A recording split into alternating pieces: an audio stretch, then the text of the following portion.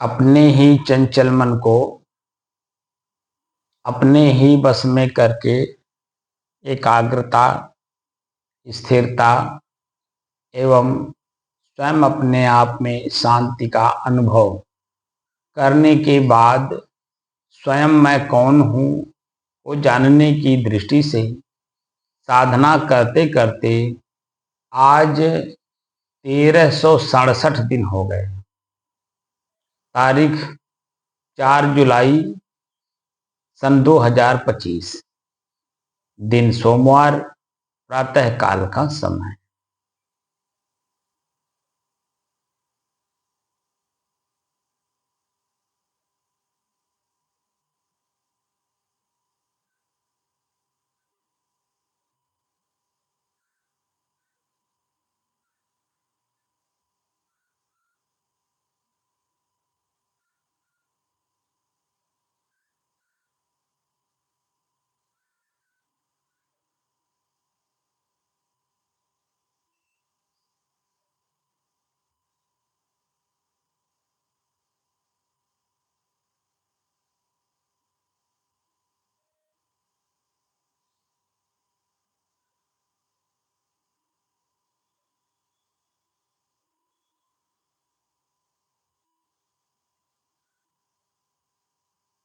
जब मन एकाग्र हो जाता है, किसी एक काम में एकदम बिल्कुल लीन हो जाता है और उसी एकाग्रता में जब स्थिरता दिखता है, तभी कार्य की सफलता दिखाई देती है, जिसको शांति कहते हैं। क्योंकि दोबारा काम नहीं करना है, इसलिए वो शांत है। दोबारा अगर काम करना है तो मन शांत नहीं रहता, उसी के बारे में सोचता है, बोलता है, सुनता है, पढ़ता है, देखता है, सब काम करता है। लेकिन जब शांत हो जाता है, यानी पूरा काम कंप्लीट कर लेता है, तो शांत हो जाता है। उसके बारे में न सोचना है, न बोलना है, न करना है, न कराना है, कुछ नहीं करना है।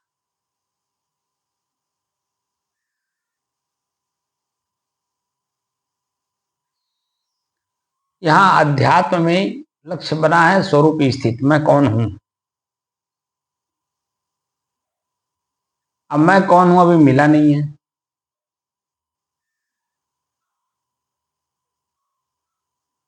अभी तो हम लोग ऊपरी ऊपरी चीजें जानने की कोशिश कर रहे हैं, मन को एकाग्र कर रहे हैं, स्थिर कर रहे हैं और शांत करने में लगे हुए हैं।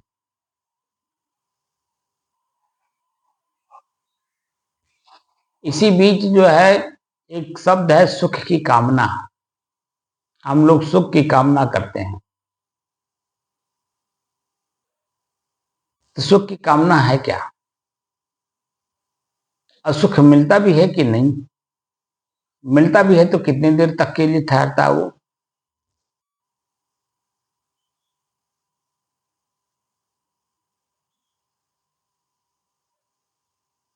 तमाम ऐसे प्रश्न हैं जिनको हमें मन एकाग्र करके, चित्त को स्थिर करके और शांत भाव में आकर हमें उसका अध्ययन करना है। सुख है क्या। आज हमने सुख के बारे में कुछ लिखा है, उसको आप लोगों के सामने प्रस्तुत कर रहा हूं।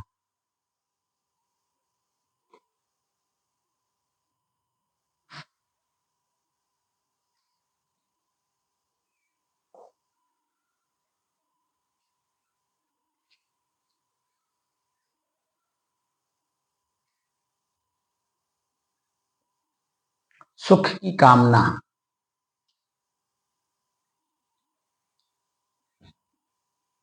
जीवों में है या नहीं है मुझे नहीं मालूम, लेकिन मनुष्यों में है।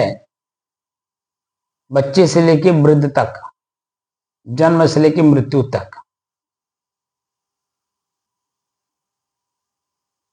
सबके अंदर में सुख की कामना है। सुख मिले, सुख मिले, सुख मिले। तो सुख मिलता कब है, कैसे मिलता है और ठहरता कितने देर तक है।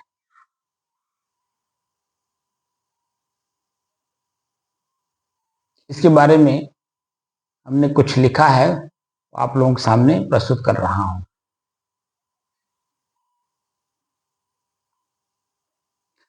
सुखी साधक वही है, साधक से अर्थ मनुष्य से है, पूरे मनुष्य मात्र के लिए। सुखी साधक वह है जो अपनी वर्तमान उपलब्धियों पर संतोष करके, सुखी साधक वह है जो अपनी वर्तमान उपलब्धियों पर संतोष करके गुरु को धन्यवाद देता है।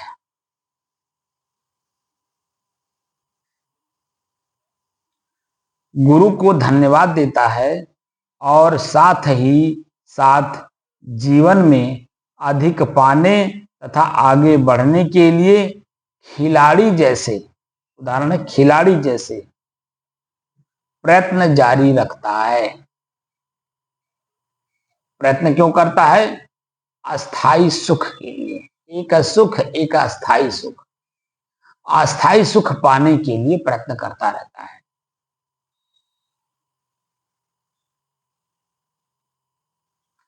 सुखी साधक वह है जो अपनी वर्तमान उपलब्धियों पर संतोष करके गुरु को धन्यवाद देता है और साथ ही साथ जीवन में अधिक पाने तथा आगे बढ़ने के लिए खिलाड़ी जैसे प्रयत्न जारी रखता है।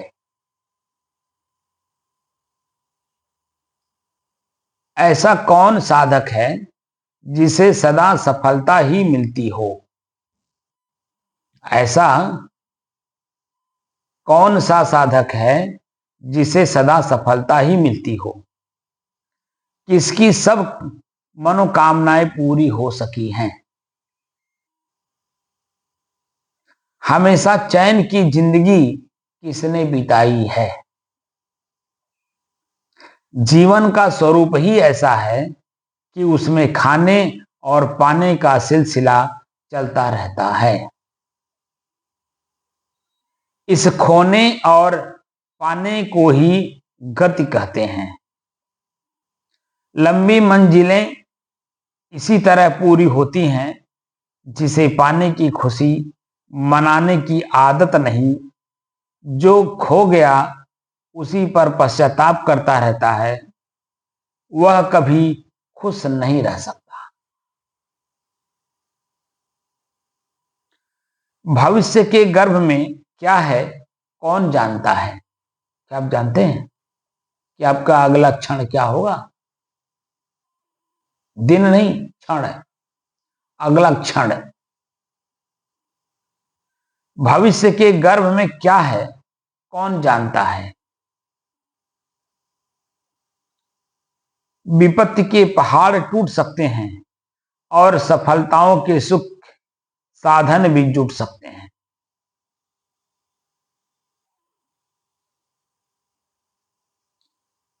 जब सब कुछ अनिश्चित ही है तो भयानक विभीषिकाओं की कल्पना करके उद्विग्न रहने की क्या आवश्यकता है? फिर सुखद संभावनाओं के सपने गढ़ने में ही क्या हानि है? उज्जवल भविष्य के प्रति आशावान रहना, यही है सुख का सबसे बड़ा स्रोत।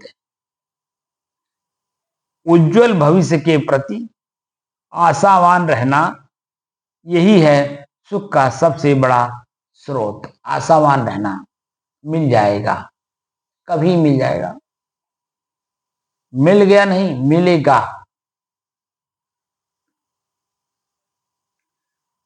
कुरूपता से तुलना करने पर ही सौंदर्य की उत्कृष्टता प्रकट होती है। कुरूपता से तुलना करने पर ही सौंदर्य की उत्कृष्टता प्रकट होती है। सर्दी के कारण ही गर्मी की महत्ता का बोध होता है। अभावों के कारण भावों का सुख मिलता है। रात्रि से तुलना करने पर दिन का आनंद मिलता है। बिछोह बिछोह के कष्ट की अनुभूति ही मिलन को सरस बनाती है। बिछोह के कष्ट की अनुभूति ही मिलन को सरस बनाती है। असफलताओं की स्मृति में ही सफलता के महत्व का पता चलता है।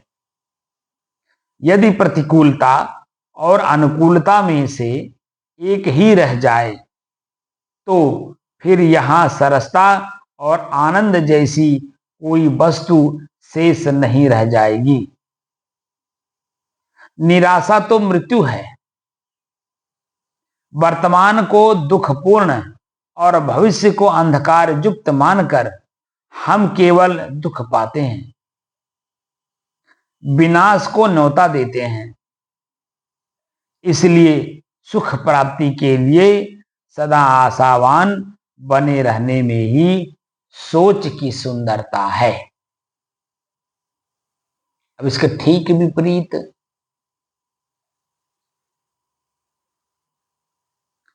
सुख की कामना का परित्याग, जो हम सुख की कामना करके आशा किए हुए हैं, ठीक उसकी विपरीत है कि नहीं? सुख की कामना का परित्याग ही सुख का स्रोत है। उसका त्याग कर दीजिए, सुख के स्रोत में आ जाइए। आशावान बनने की जरूरत नहीं कि कभी मिलेगा, वह स्वयं हो। बस बाहर के आशा त्याग दो, भीतर से अपने आप आनंद का स्रोत, सुख का स्रोत आपको मिल जाएगा। सुख की कामना का परित्याग ही सुख का स्रोत है। जब साधक को सुख का स्रोत ही मिल जाए तो वह दुख के गर्त में जाने का कार्य ही क्यों करेगा। जब साधक को सुख का स्रोत ही मिल जाए तो वह दुख के गर्त में जाने का कार्य ही क्यों करेगा।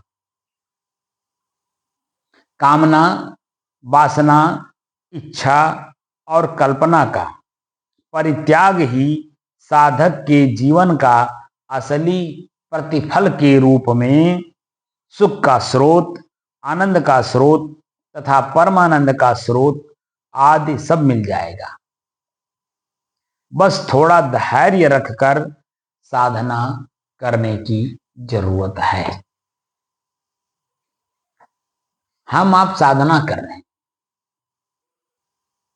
साधना करने बैठे हैं, 2 घंटा सुबह 2 घंटा शाम, और ये साधना हम लोग कर रहे हैं आज से 1367 दिन पहले से,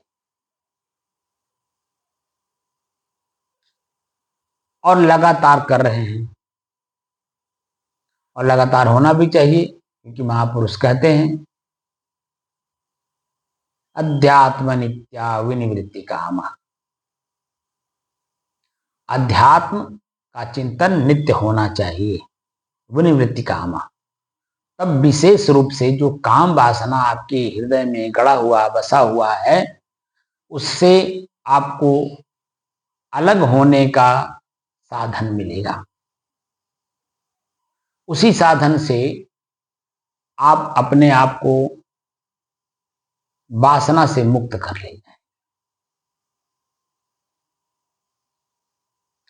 और वासना, इच्छा, कल्पना, आशा इत्यादि जो भी शब्द हैं, उससे हमेशा निराश होकर के रहेंगे।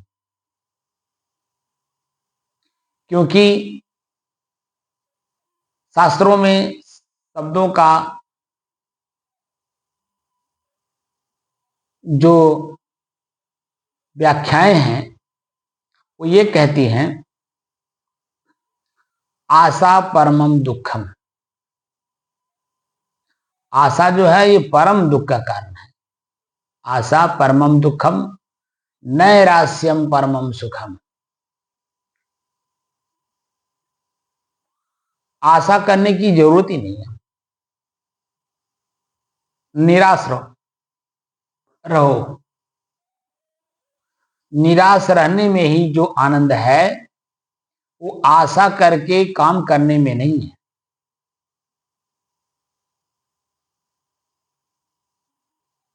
जब आप निराश होते हैं तो निर्द्वंद होते हैं, निश्चल होते हैं, निष्फिक्र होते हैं, निर्द्वंद होते हैं।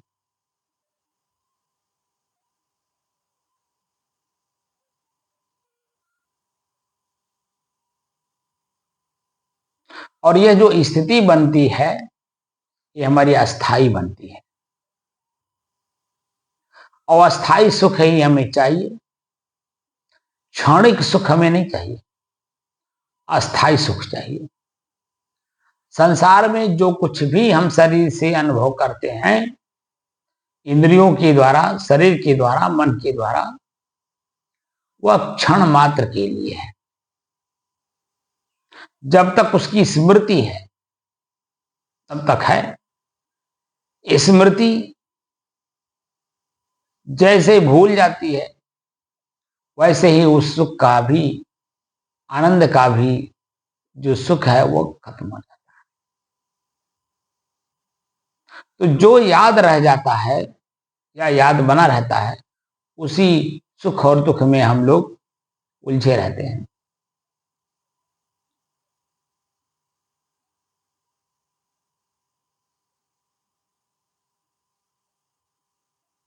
अब आपको उलझने की जरूरत नहीं, सुलझना है। तो सुलझने के लिए सबसे पहले मन की एकाग्रता, चित्त की स्थिरता और चित्त की ही शांति का अनुभव प्रथम दृष्टि आपको करना होगा। और वह कितने दिन में आप कर लेंगे ये आप पर निर्भर करता है, आपके लगन पर।